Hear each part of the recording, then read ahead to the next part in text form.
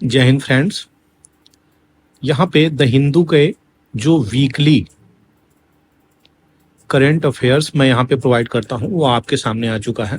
चलिए शुरू करते हैं। सबसे पहले यहाँ पे यूक्रेन के जो फिनांस मिनिस्टर हैं जिनका नाम क्या है, आपसे क्वेश्चन पूछ सकता है तो डिमित्रो कुलेबा इनका नाम है। देख सकते हैं महात्मा गांधी की समाधि है ये, और यहाँ पे ये फ्लावर्स अर्पण कर रहे हैं, तो इनका नाम याद होना चाहिए आपको। ये भारत टूर पे आए हुए हैं, तो काफ़ी इम्पोर्टेंट क्वेश्चंस यहाँ से बनाया जा सकता है, इसीलिए मैं इस स्लाइड्स को यहाँ पे डाला हूँ।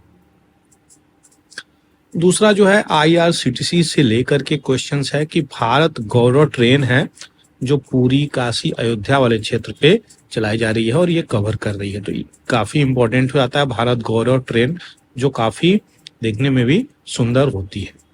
मेन बात यह है इस ट्रेन की, तो ये इंडियन रेलवे केटरिंग और टूरिज्म कॉरपोरेशंस ये ऑपरेट करता है। भारत गौरव एक टूरिस्ट ट्रेन के रूप में चलाया जाता है, तो काफ़ी इंपॉर्टेंट प्लेसेस पे इसको रन कराया जाएगा ताकि यहाँ की चीज़ें कवर हो, जो भी टूरिज्म हो यहाँ पे अच्छे से फ्लरिश हो। ल्यूकेमिया एक ब्लड कैंसर है। ये ब्लड कैंसर इस स्विमर को काफ़ी अरसे से था। इनका नाम क्या है?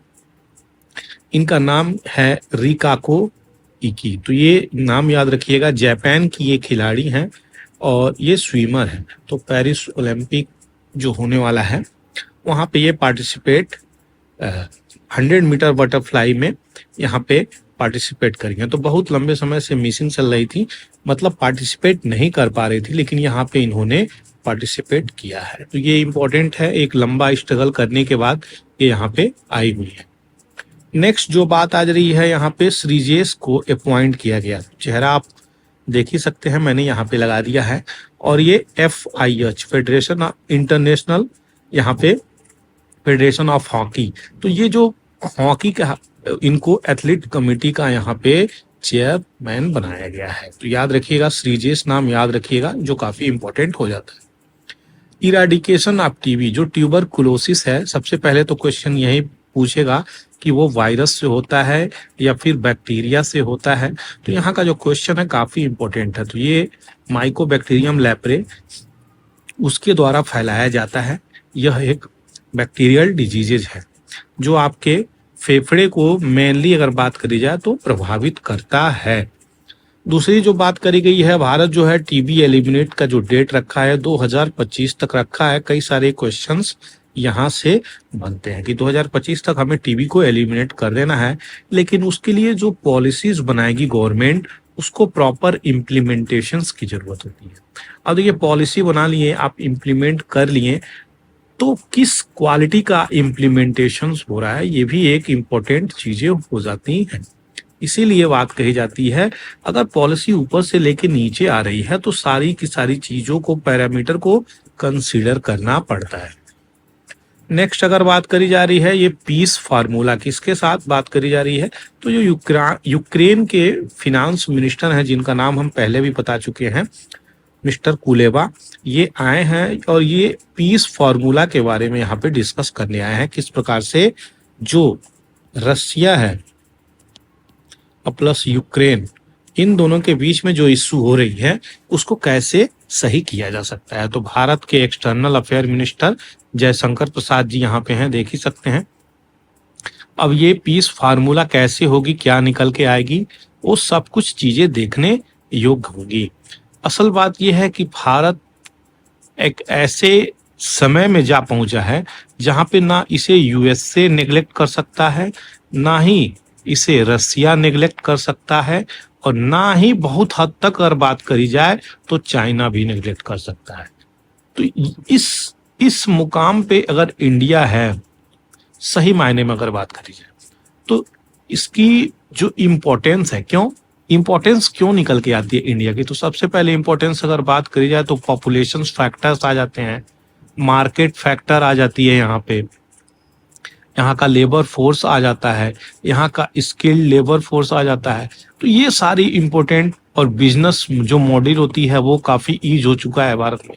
इसकी वजह से भारत की इंपॉर्टेंस बहुत ज्यादा बढ़ गई है। तो ये सब चीजें इंपॉर्टेंट हो जाती है। नेक्स्ट अगर बात करी जाए, तो यहाँ पे इंडियन नेवी जो है सीज की है क्या, ईरानियन जो वेजल सीज हुई थी उसको यहाँ पे, उसके क्रू को यहाँ पे बचाया गया है। तो ये ईरान का जहाज है, इसके अंदर कई सारे लोगों को हाईजैक किया गया था। और किसकी सहायता से ये किया गया है, तो भारत की नेवी जो शिप थी सुमेधा और त्रिशूल, इसके मदद से ये चीजें की गई हैं। तो ये इंपॉर्टेंट है। इसका नाम अगर पूछ ले कभी तो अल खंबर नाम इसका है। इसका जो शिप दिख रहा है वो यहाँ पे भारत के जो नेवी आर्मी थी, नेवी, वो कहीं ना कहीं क्या की है, इसको प्रोटेक्शन दी है और उनको रेस्क्यू भी करी है। तो वहां के मेंबर को रेस्क्यू किया गया है। भारत में यहाँ पे केसेस चल रहे हैं जो लोग हाईजैक किए थे। 5 लोगों की यहाँ पे डेथ हो गई है अगर बात करी जाए, और कई सारे लोग हॉस्पिटलाइज्ड हो गए हैं। क्यों? क्योंकि जो हेल्थ का सप्लीमेंट था जापान में, उसको कंजम्पशन करने के बाद लोगों की जो हेल्थ थी काफी तेज डिटोरिएट हो गई है। तो यहाँ पे जो नाम निकल के आया है एक कोबायाशी फार्मास्यूटिकल कंपनी की, ये इन्हीं का कंपनी है, और कोबायाशी इनका नाम भी है। तो इनकी कंपनी यहाँ पे जवाब देने के लिए प्रेस के सामने आई। तो यही सारी इशू निकल के आ रही है, काफी इंपॉर्टेंट। जापान जैसी कंट्री में इस प्रकार की अगर प्रॉब्लम हो रही है तो बहुत बड़ा क्वेश्चंस वहां की फार्मेसी पे उठ ही जाता है। नेक्स्ट जो बात आ रही है वो CAA रूल से निकल के आ रही है। सिटीजनशिप अमेंडमेंट एक्ट जो यहाँ पे आई है 2019 का, वही यहाँ पे बात निकल के आ रही है कि क्या यहाँ पे प्रॉब्लम हो सकता है, क्या क्या नई प्रॉब्लम निकल के आ सकती हैं। तो सिंपली बात करी जाए, नया रूल है, उसमें एप्लीकेंट्स के एप्लीकेशंस को यहाँ पे रिजेक्ट करने का भी प्रावधान है, और no mention of review procedure, और इसको रिव्यू करने का भी प्रोसीजर नहीं दिया गया है कि हम क्यों कैंसिल आउट कर रहे हैं, क्यों नहीं कर रहे हैं, कुछ बताने की जरूरत नहीं है। तो यहाँ पे डिस्ट्रिक्ट लेवल की कमेटी जो बैठेगी वो भी ये चीजें देख सकती है। दूसरी चीजें काफी इंपॉर्टेंट निकल के आ रही है, जो सिटीजनशिप अमेंडमेंट है इसको किस प्रकार से गवर्नमेंट लेके आएगी, ये भी बड़ी मुद्दा एक प्रकार से निकल के आ रही है। साइड में आपको दिख रहा होगा 4 लोगों को भारत रत्न अवार्ड दिया गया मरणोपरांत। तो पोस्टमसली का मतलब होता है मरणोपरांत। तो 4 लोग ये कौन कौन से हैं जिनको यहाँ पे देख सकते हैं प्रदान करती हुई नजर आ रही हैं। तो ये भारत रत्न है, काफी इंपॉर्टेंट है। भारत रत्न के बारे में भी जानना आपके लिए काफी इंपॉर्टेंट हो जाता है। सबसे पहले मरणोपरांत अगर 4 लोगों को दिया गया तो वो क्या क्या नाम है, तो PV नरसिम्हा राव जी को यहाँ पे दिया गया, चौधरी चरण सिंह जी को दिया गया, कर्पूरी ठाकुर बिहार के चीफ मिनिस्टर रह चुके हैं उनको दिया गया, और डॉक्टर MS स्वामीनाथन इनको दिया गया। और इनकी जो लोग भी यहाँ पे मरणोपरांत दिया गया उनके रिलेटिव या उनके जानने वालों को यहाँ पे प्रोवाइड करी गई है क्या, भारत रत्न, उन लोगों के नाम। तो ये चीजें काफी इंपॉर्टेंट हैं जो आपको पता होना चाहिए। टोटल देखिए इस साल 5 लोगों को भारत रत्न अवार्ड दिया गया है, जिनमें से 4 लोगों को डेथ यहाँ पे मतलब 4 लोगों को मरणोपरांत दिया गया है, और एक जो है आडवाणी जी को यहाँ पे दी जाएगी, वो जो मैं आपको अभी बताऊंगा। सबसे पहले भारत रत्न की बैकग्राउंड डिटेलिंग भी काफी इंपॉर्टेंट हो जाती है। देख सकते हैं भारत रत्न यहाँ पे सूर्य बने हुए हैं, और ये सत्यमेव जयते इस लीफ पे लिखा हुआ है। तो ये काफी इंपॉर्टेंट हो जाता है।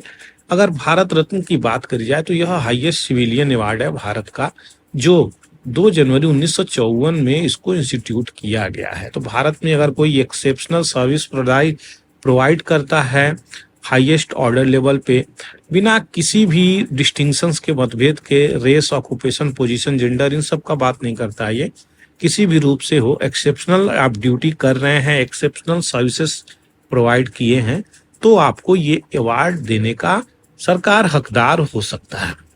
अब बात करी जा रही है अवार्ड जो है, अगर शुरुआत में बात किया जाए तो ये लिमिटेड था art, literature, science, public services, लेकिन 2011 में इसको एक्सटेंड कर दिया गया any field of human endeavour, यानी मानव की जो सफलता है किसी भी फील्ड में अगर अच्छी है ना, तो उस फील्ड में इसको दिया जा सकता है। 2011 में ये चीज की गई थी। अब बात आती है कैसे प्रोसीजर होता है कि कौन इसको प्रोवाइड करेगा, कौन इसको रिकमेंड करेगा। तो यहाँ पे जो प्रेसिडेंट है,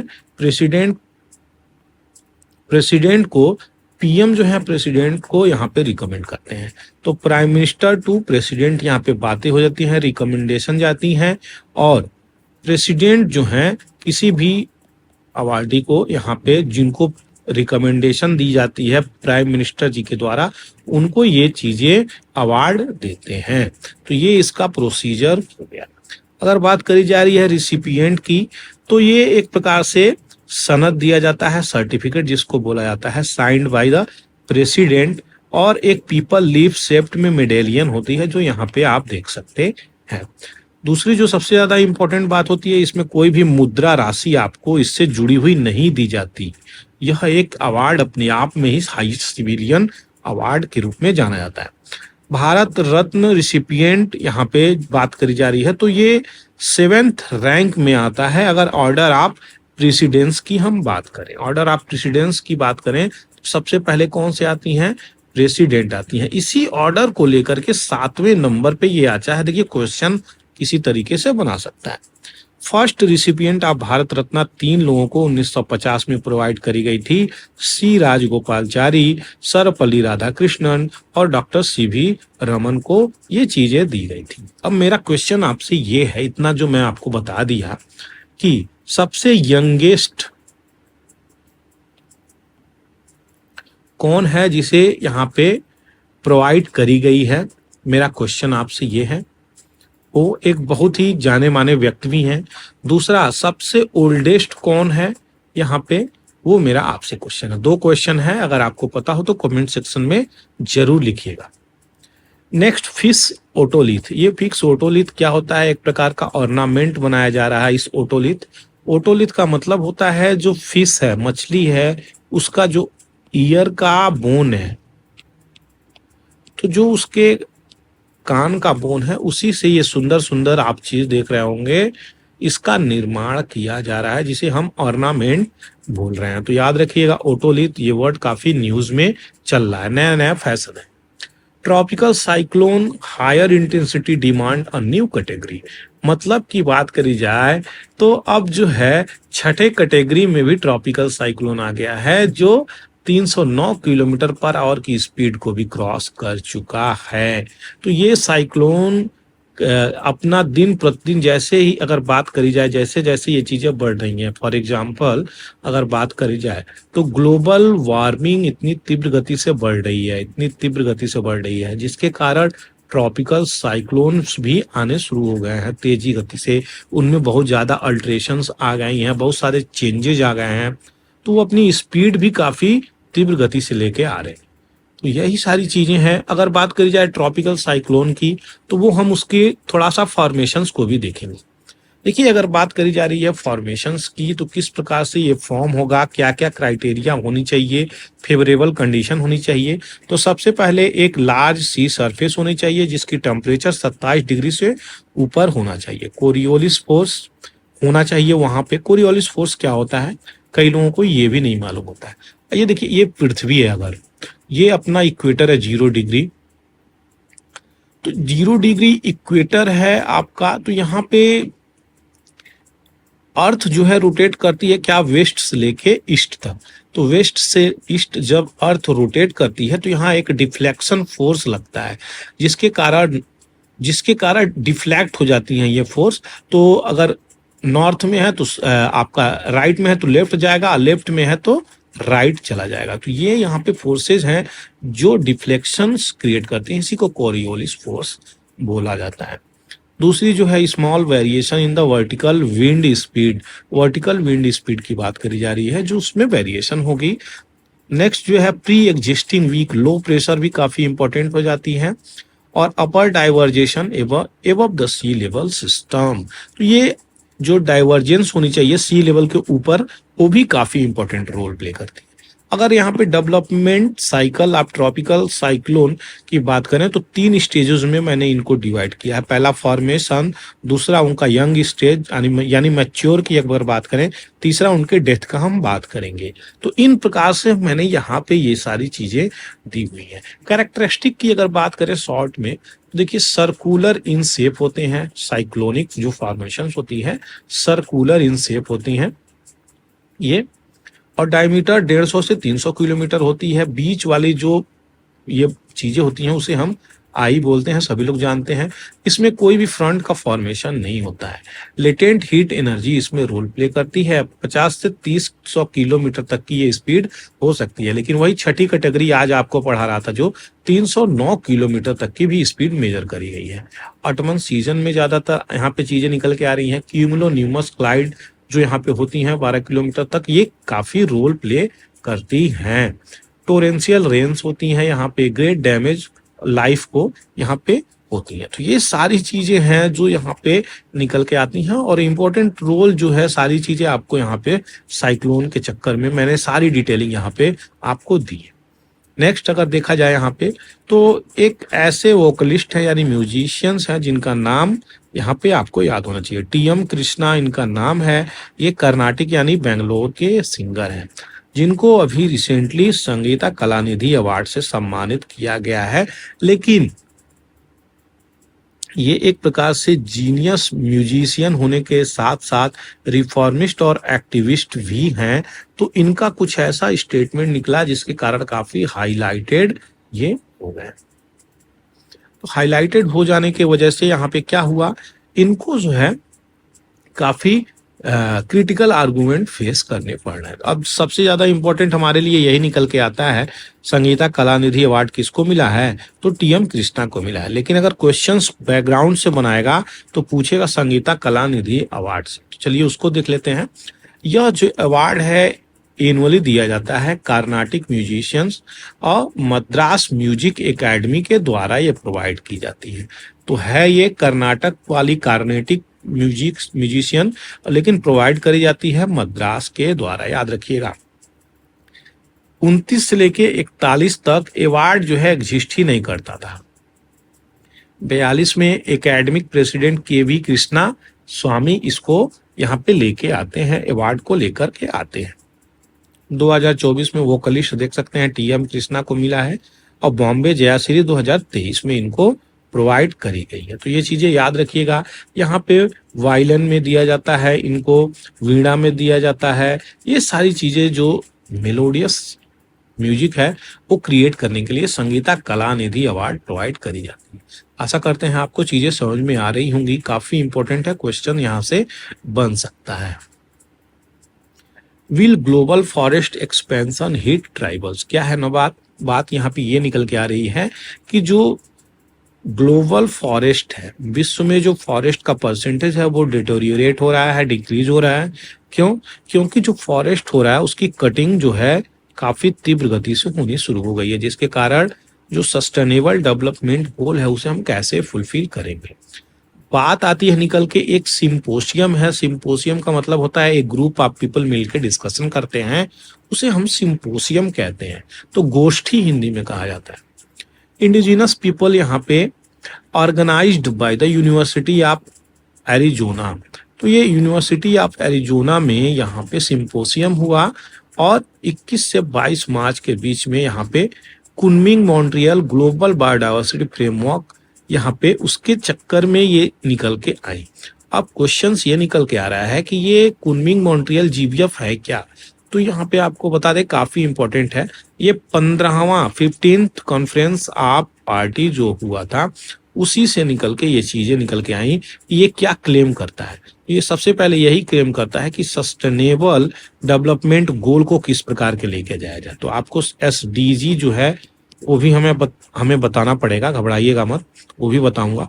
दूसरा जो निकल के आ रहा है कि उसकी स्ट्रेटजी और प्रीवियस प्लान्स, ये किस प्रकार की चीजें हैं जो 2050 तक नेचर के साथ हार्मोनी करके हम चलेंगे। तो इसके जो 23 टारगेट हैं यहाँ पे अगर बात करी जा रही है, 2030 तक प्लानिंग कर रहा था कि हम उसको लेके चलेंगे स्ट्रेटेजिकली और साइंटिफिकली उसको डेवलप करेंगे और फुलफिल भी करेंगे। इन सब चीजों की बातें कर रही है। अगर हम सीधे सीधे बात करें यहाँ पे, तो सस्टेनेबल डेवलपमेंट गोल आप सबसे पहले देखेंगे, ये एसडीजी से पहले क्या था, मिलेनियम डेवलपमेंट गोल था।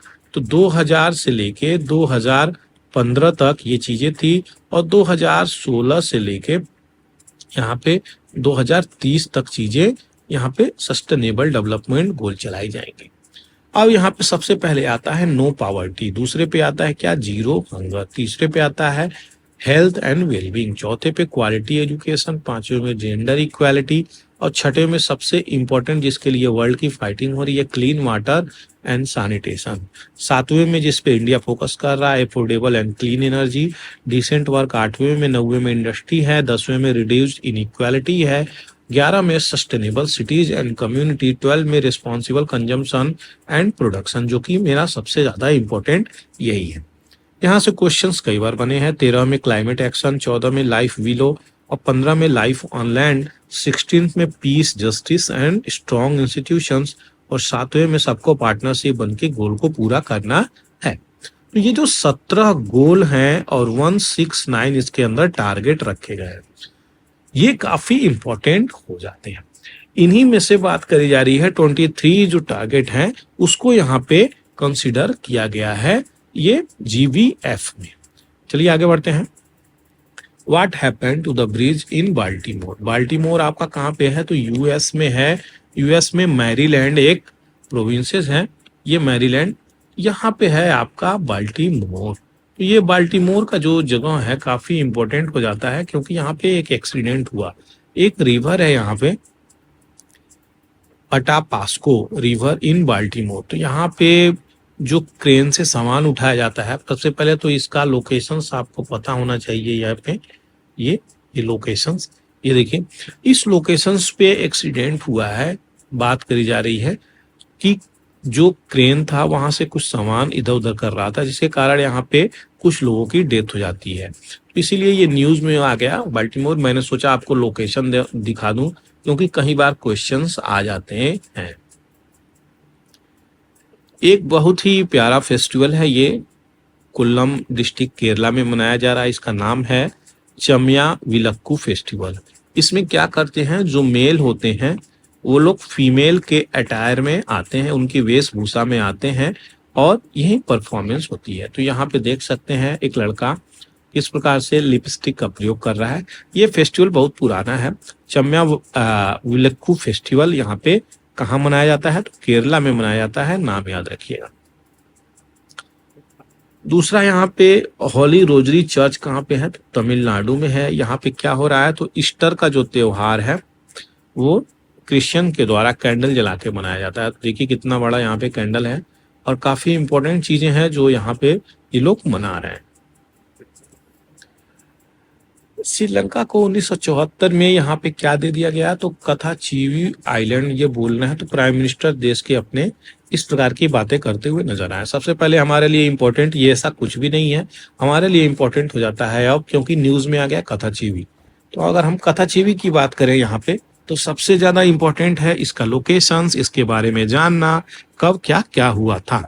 तो सबसे पहले यहाँ पे देखेंगे अनइनहैबिटेड आइलैंड, यानी यहाँ पे ज्यादा कोई रहते नहीं है, और ये श्रीलंका का आइलैंड है। अभी अगर बात करी जाए तो आइलैंड जो है पहले कंट्रोल किया जाता था ब्रिटिश के द्वारा, और श्रीलंका को पहले सेलोन बोला जाता था 1921 से। लेकिन इंडियन गवर्नमेंट यहाँ पे कभी कंट्रोल नहीं करी। इंडियन गवर्नमेंट कंट्रोल नहीं करी, क्योंकि ब्रिटिश के द्वारा यहाँ पे चीजें हो रही थी। ये वही आइलैंड की बात कर रहे हैं कथाचीवी, ये रामेश्वरम एडम ब्रिज वाला जगह है, याद रखिएगा। अब यहाँ पे क्या होता है दूसरी तरफ, तो 1974 में एक डील होती है इंडिया एंड श्रीलंका के बीच, और इंडिया रिकॉग्नाइज करती है Sri Lanka sovereignty over island. India recognise क्या कर लेती है कि चलिए ठीक है, इस वाले आइलैंड पे श्रीलंका का सॉवरेन राइट्स हम मानते हैं, इस चीज को मानते हैं। आइलैंड को लोकेशंस अगर बात करें तो यहाँ पे नेदू थीवू श्रीलंका की, और रामेश्वरम, इन आइलैंड के बीच में ये चीजें पड़ती हैं। तो आपको यहाँ पे मैं दिखा दिया, ये इसका प्राइम लोकेशन है। 1974 में इंदिरा गांधी यहाँ पे एक्सेप्ट करती हैं कि जो कथाचीवू है वो श्रीलंकन एरिया के अंदर आता है, इंडो श्रीलंकन मैरीटाइम, और पाक स्टेट को यहाँ पे एग्रीमेंट होता है कि ये मैरीटाइम बाउंड्री हम कंसीडर करते हैं। तो ये सारी चीजें यहाँ पे निकल के आई। अब लोकेशंस आप देख लिए हैं कहाँ पे है, यहाँ से क्वेश्चंस कैसे भी बन सकता है जो आपके एग्जाम्स के पर्सपेक्टिव से इम्पोर्टेंट होता है। अब मान लीजिए यहाँ पे क्वेश्चंस ये बना है कि स्टेट कहाँ है, पाक स्टेट कहाँ है, और बे ऑफ बंगाल कहाँ है, और यहाँ पे मरीन जो नेशनल पार्क है वो कहाँ पे है, ये पंबन आइलैंड वो कहाँ पे है, रामेश्वरम आइलैंड, एडम ब्रिज ये कहाँ पे है। तो इस जगह को आप थोड़ा सा अच्छे से और देखेंगे तो आपको समझ में आएगा। चलिए नेक्स्ट देखते हैं। ये स्लाइड काफी इंपॉर्टेंट हमको लगा, इसलिए मैं सोचा इसको भी डाल ही देता हूँ। क्या है इस स्लाइड में ये बताया जा रहा है कि तमिलनाडु से $1 बिलियन का जो इलेक्ट्रॉनिक गुड्स सर्विसेज थी वो एक्सपोर्ट हुई है। तो देखिए 23 से 24 में 1 बिलियन का यहाँ पे तमिलनाडु से एक्सपोर्ट हुआ है। तो हम लोग जो है इलेक्ट्रॉनिक गुड्स में इस प्रकार का चीजें कर रहे हैं। अब ये ईयर वाइज एक्सपोर्ट है इलेक्ट्रॉनिक गुड्स की टॉप 5 स्टेट इंडिया में। तो सबसे ज्यादा तो यहाँ पे आपको देख ही रहे हैं तमिलनाडु निकल के आ रहा है जो सबसे ज्यादा वेटेज लिए हुए है। दूसरा निकल के आ रहा है उत्तर प्रदेश जो 3.6 के आसपास निकल के आ रहा है। तो ये सब चीजें हैं जो आपको पता होना चाहिए। नेक्स्ट अगर बात करी जाए तो कौन कौन सा गुड्स हैं एक्सपोर्ट हो रही हैं, जो कमोडिटी इंजीनियरिंग गुड्स हैं, पेट्रोलियम प्रोडक्ट्स की हैं, इलेक्ट्रॉनिक्स की हैं, ड्रग फार्मास्यूटिकल्स की हैं। अब यहाँ पे बात आ रही है कि किन किन कंट्री में है जो इंपोर्ट कर रही हैं तो इंडिया से। तो सबसे ज्यादा यहाँ पे हो रहे हैं यूएसए में, उसके बाद बात आ रही है क्या यूएई में और नेदरलैंड में। इन कंट्रीज में यहाँ पे चीजें निकल के जा रही हैं। तो भारत के लिए अच्छी बात है अगर दूसरे कंट्री को हम लोग एक्सपोर्ट कर रहे हैं और वो हमारी कंट्री से इंपोर्ट कर रहे हैं। तो जितना ही ज्यादा हम वो लोग इंपोर्ट करेंगे भारत से, अच्छी बात भारत के लिए सदैव बनी रहेगी। प्रेसिडेंट मुर्मू यहाँ पे जो आपको पहले बताया 5वां भारत रत्न। अच्छा टोटल कितना भारत रत्न अभी तक दिया जा चुका है इनको कंसीडर करने के बाद से। तो कमेंट सेक्शंस में अगर आपको पता हो 50 है, 54 है, 52 है, कितना है वो आपको लिखना है। 60 ट्रेडिशनल प्रोडक्ट को पूरे भारत में यहाँ पे जीआई टैग प्रदान किया गया। तो ये एक बहुत ही ह्यूज बात करी जा रही है। 6 ट्रेडिशनल क्राफ्ट आसाम की उनको दिया गया है। 13 आसाम के जो प्रोडक्ट हैं उनको यहाँ पे मिले हैं, जैसे कि बोडो दुखोना, ये अटायर आप बोडो है, और पीस और अहिंसा ये जो नॉन वायलेंट फैब्रिक मानी जाती है, बोडो जुआंगमरा, बोडो गमसा, बोडो सीफांग, इस प्रकार की चीजें, बनारस ठंडई, ये अभी भी इस प्रकार की चीजें चल रही हैं कि जो आपके रीजन में जो बहुत ही ज्यादा पॉपुलैरिटी हो, फेम हो जिस चीज की, उसे प्रोवाइड करने की चीजें कोशिश कर रही है। त्रिपुरा रीजन में बात करें तो 2 टैग मिला है, पचरा रिगनी और मताबरी पेड़ा। तो ये काफी इंपॉर्टेंट है जो क्योंकि क्वेश्चंस कहीं से बनाया जा सकता है। मेघालय लाइरनई पॉटरी और चुबुची ये सब टैग को विन करी हैं। जीआई टैग में इनको शामिल किया गया। Total 60 traditional product across India को ग्रांट किया गया है जीआई टैग। ये चीजें याद रखिएगा। अब बात आती है व्हाट इज जीआई टैग भाई, क्योंकि क्वेश्चंस यहाँ से भी आ सकता है। तो जी सबसे पहले जीआई का फुल फॉर्म आपको होना चाहिए। तो जियोग्राफिकल, आई से होता है इंडिकेशन, आइडेंटिफिकेशन नहीं होता है। कई जगह आपको क्वेश्चंस ऐसे ही दे देगा और आप गलत कर जाएंगे, और कई बार पूछा भी है। जियोग्राफिकल इंडिकेशन यानी एक विशेष क्षेत्र की पहचान बताती है। अगर ये भारत है पूरा तो इस क्षेत्र की यही पहचान बताएगी। यहाँ पे मान लीजिए कोई पेड़ा हो, कोई कपड़ा हो, कोई प्रोडक्ट हो, कोई एग्रीकल्चर प्रोडक्ट हो, कोई मैन्युफैक्चरिंग प्रोडक्ट हो, इसकी विशेषता बताती है, इसीलिए इसको एक यूनिक टैग दिया जाता है जिसे हम जियोग्राफिकल इंडिकेशन बोलते हैं। अब बात आती है इंडिया डब्ल्यूटीओ के अंतर्गत जो geographical indication of goods registration and protection act 1991 बनाई गई और जिसका इफेक्ट शुरू हुआ सितंबर 2003 से। तो ये 1999 में ये एक्ट आया और इसको शुरुआत किया गया 2003 में। इसी के अंतर्गत डब्ल्यूटीओ से जुड़ के हम लोग जो ट्रिप्स है इंटेलेक्चुअल प्रॉपर्टी राइट्स, इसके अंतर्गत आर्टिकल 22 के अंतर्गत जीआई को डिफाइन किया गया है। तभी जाकर के हम लोग संभव कर पाते हैं कि इसको ये इस प्रकार की राइट्स दी जाए। बोपन्ना और एब्डेन ये दोनों लोग क्लेम किए हैं मियामी मास्टर डबल्स टाइटल, काफी इंपॉर्टेंट है। एब्डेन जो है यहाँ पे सीधे सीधे याद रखिएगा ये किस कंट्री के हैं, तो ऑस्ट्रेलिया के ये हैं। और रोहन बोपन्ना को तो सभी लोग जानते हैं अपने भारत में। तो इन लोगों की जोड़ी काफी रंग ला रही है, काफी इंपॉर्टेंट हो गई है। तो ये चीजें याद रखिएगा जो न्यूज में चल रही हैं काफी अभी। हार्दिक सिंह और सलीमा तेते इन लोगों को नाम दिया गया क्या, hockey India player of the year 2023 से सम्मानित किया गया। ये दोनों नाम हार्दिक एंड सलीमा तेते दोनों नाम याद रखिएगा, काफी इंपॉर्टेंट है ये दोनों पर्सनालिटी।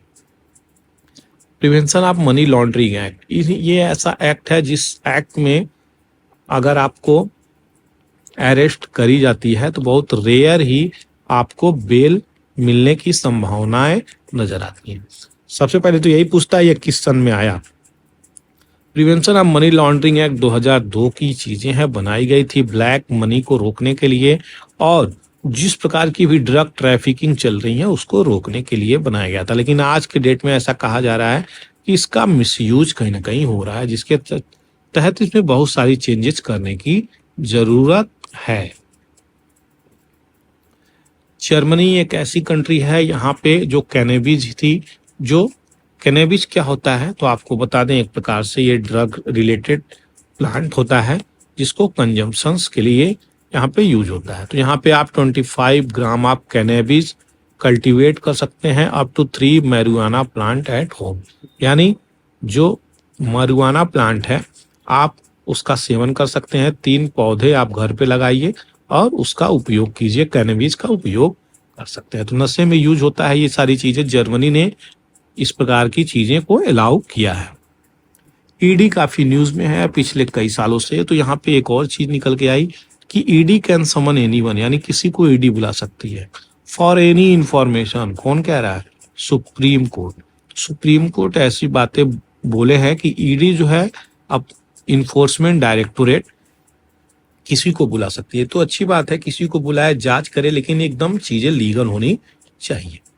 और दूसरी बात हम लोगों को पढ़ना है ईडी के बारे में। तो डायरेक्टोरेट ऑफ इन्फोर्समेंट यहाँ पे है, यह एक डोमेस्टिक लॉ इन्फोर्समेंट एजेंसी है जो क्या देखे कि देश में इकोनॉमिक इंटेलिजेंसी सही से चल रही है कि नहीं, इन सब चीज को यहाँ पे देखेगी और रिस्पॉन्सिबल है किस प्रकार से इकोनॉमिक लॉ चल रही है, फाइटिंग कर रही है, इन सब चीजों को देखेगी। यानी जो फिनेंशियल करप्शन होगा उसको यहाँ पे इंटरवेन करेगी। Department of revenue ministry of finance के अंतर्गत ये आती है। क्वेश्चन यहाँ से कई बार बना हुआ है। तो मनी लॉन्ड्रिंग केस देखेगी, फॉरेन एक्सचेंज देखेगी, करप्शन देखेगी, इकोनॉमिक्स ऑफेंसेस देखेगी। तो ये इसके अंतर्गत आता है। 1 मई 1956 को इसकी स्थापना करती है। 3 एक्ट को लेकर के इसके अंदर पावर भरी गई है। FEMA, foreign exchange management act 1999, PMLA 2002 जो अभी आपको बताया, एफईओए रिसेंटली दी गई है, फूजिटिव इकोनॉमिक ऑफेंडर एक्ट 2018 में, यानी मोदी राज में ये पावर दी गई है। लेकिन इतने लोग भाग गए, नीरव मोदी से लेके माल्या तक, अभी तक ऐसा कुछ हुआ नहीं। वेनेजुएला एक कंट्री है साउथ अमेरिका में, सबसे नॉर्थ साइड में। तो वेनेजुएला की कैपिटल क्या है, कैरेकस। तो यहाँ पे जो फॉरेस्ट हैं, जो अमेजोन के फॉरेस्ट हैं, वहाँ पे बहुत सारे आ गए। तो लगभग 30,000 के आसपास यहाँ पे फायर, छोटे छोटे फायर जो बड़े रूप में बदल जा रहे हैं, उनको बुझाते हुए लोग नजर आ रहे हैं। तो ये एक बहुत बड़ा विषय है, ग्लोबल वार्मिंग कितनी तीव्र गति से बदल रही है। अगर पृथ्वी से ट्रीज नहीं रहेंगे, फॉरेस्ट नहीं रहेंगे, तो एनिमल या फिर ह्यूमन या फिर कोई भी ऑर्गेनिज्म सर्वाइव कैसे करेंगे। सबसे बड़ा क्वेश्चन यही निकल के आ रहा है। ताइवान में भूकंप आया तो आप देख सकते हैं बिल्डिंग की क्या हालत हो गई है। 6.4 मैग्नीट्यूड का यहाँ पे ताइवान में भूकंप आया था, जो कि कई लोगों को यहाँ पे डेथ और इंजरी भी यहाँ पे निकल के आई है। न्यूक्लियर पावर इज की टू डेवलपमेंट, यहाँ पे स्टडी से पता चला इस प्रकार की भी चीजें हैं। तो न्यूक्लियर पावर की अगर हम बात करें तो ये काफी इंपॉर्टेंट हो जाती है, लेकिन जो डेवलप्ड कंट्री हैं इसके इस्तेमाल से बच रही हैं, जो डेवलपिंग नेशन है ये इसके इस्तेमाल को बढ़ावा दे रही है। अब बात आती है न्यूक्लियर पावर की, तो इसको देखना काफी इंपॉर्टेंट हो जाता है। न्यूक्लियर पावर प्लांट ऑपरेट होता है 32 कंट्रीज में और जनरेट करती है 1/10 ऑफ द वर्ल्ड की इलेक्ट्रिसिटी, यानी विश्व में 1/10 की बिजली यही से आती है। दूसरी जो इंपॉर्टेंट बातें हैं, यूनाइटेड स्टेट लार्जेस्ट प्रोड्यूसर है न्यूक्लियर पावर की। यहीं पे अगर बात करी जाए फ्रांस की, तो लार्जेस्ट शेयर रखता है इलेक्ट्रिसिटी की। दोनों में अंतर है, यहाँ पे इलेक्ट्रिसिटी की बात करी जा रही है, यहाँ पे प्रोडक्शन की बातें चल रही है। चाइना फास्टेस्ट ग्रोइंग है न्यूक्लियर पावर प्रोग्राम में, जिसके पास 16 न्यू रिएक्टर हैं, ये भी एक बड़ी बात है। तो न्यूक्लियर पावर प्लांट जो है थर्मल पावर स्टेशन जो हीट सोर्स न्यूक्लियर रिएक्टर पे कार्य करता है, और टरबाइन स्टीम कनेक्ट होती हैं जो जनरेट करती हैं इलेक्ट्रिसिटी। यहाँ पे अगर बात करी जाए, यूएसए के पास 93 न्यूक्लियर पावर प्लांट है, फ्रांस, चाइना, जापान, रसिया, इनके पास भी इस प्रकार की चीजें हैं। 27 जून 1954 को वर्ल्ड की पहली न्यूक्लियर पावर स्टेशन जो इलेक्ट्रिसिटी बनाने के लिए कार्य में लाई गई थी, उसका नाम ओविनास्क न्यूक्लियर पावर प्लांट है। कई बार क्वेश्चंस आया हुआ है, वो रसिया में शुरू करी गई थी, तब ये सोवियत यूनियन था। वर्ल्ड की पहली full scale power station Calder Hall, जो कि यूनाइटेड किंगडम में ओपन हुई थी 1956 में। Tarapur atomic power plant first in India मानी जाती है 1969 को। NPCI nuclear power corporation of India limited, और ये department of atomic energy under PM of India आती है। यहीं पे बात करी जा रही है लोकेशन की, तो आप देख सकते हैं सब कुछ इस स्लाइड में मैं दे दिया हूं। जैसे बात करी जा रही है माही, बंसवाड़ा यहाँ पे आपका राजस्थान में है, रावत भाटा आपका राजस्थान में है, हरियाणा गोरखपुर में है, गोरखपुर हरियाणा में है। ये वाला वो वाला गोरखपुर नहीं है जो यूपी में पाया जाता है महाराजगंज के आसपास, ये तो दूसरा वाला है। नौरोरा आपका उत्तर प्रदेश में है, चुटका मध्य प्रदेश में है। इन सब इस प्रकार से चारों जो भी इंपॉर्टेंट है यहाँ पे मैं स्लाइड दे दिया हूँ। आशा करता हूँ ये जो स्लाइड दिया हूँ काफी हद तक आपको काम आ रहा होगा, क्योंकि इसी स्लाइड में सारी चीजें हैं, ये सारी चीजें इंपॉर्टेंट हो जाती हैं। आशा करते हैं आपको वीडियो पसंद आया है। अगर वीडियो पसंद आया तो आप लाइक, शेयर और सब्सक्राइब करना बिल्कुल नहीं भूलें। थैंक यू फॉर वॉचिंग पूरा एकेडमी। जय हिंद, जय भारत।